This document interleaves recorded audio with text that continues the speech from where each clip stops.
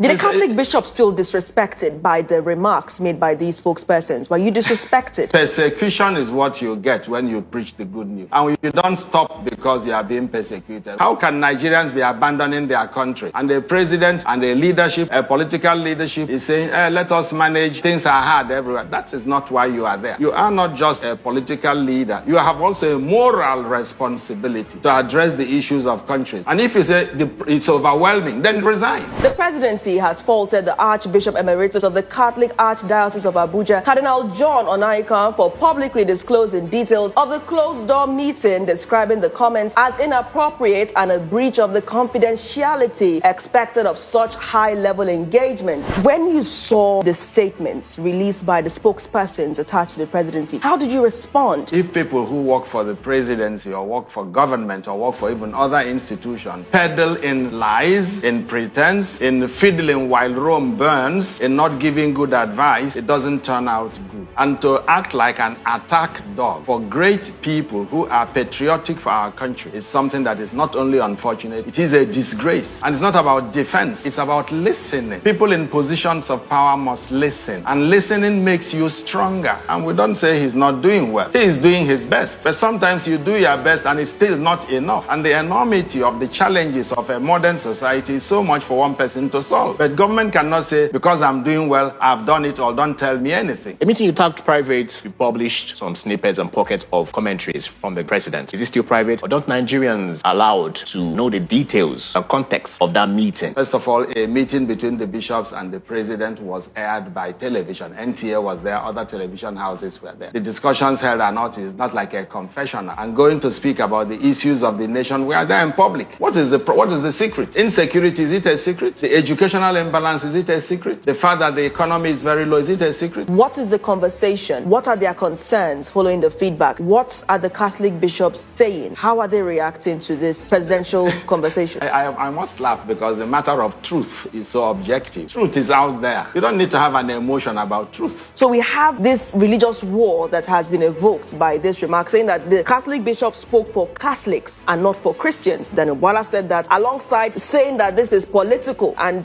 trying to imply that this is because of his stance. Mr. Bwala is someone you cannot take serious. Unfortunately, that's the correct thing. The Association of Christians of Northern Nigeria yesterday made a very, very powerful statement denouncing him, denouncing his statement, and denouncing his attempt to divide the Christian body. It is already in the news. When truth is said, it has nothing to do with, is it a Muslim who said the truth? Is it a pagan who said the truth? Truth is truth. What must Mr. President do now to ensure that the Catholics do not become victims, so to speak, as they've been labeled now? The Catholics are supporting, the Catholics are, what must the president do now? So what the president must do is to listen to good advice and have the courage to act accordingly. What the president must do is to sack people who are around him, who tell him lies and who give him bad image. What the president must do is to assume the moral authority to say that I'm trying my best and to say I'm going to tackle it headlong. What the president must do is to resign because I cannot continue to rule again because I'm incapacitated. What the president must do is to tell Nigerians the truth.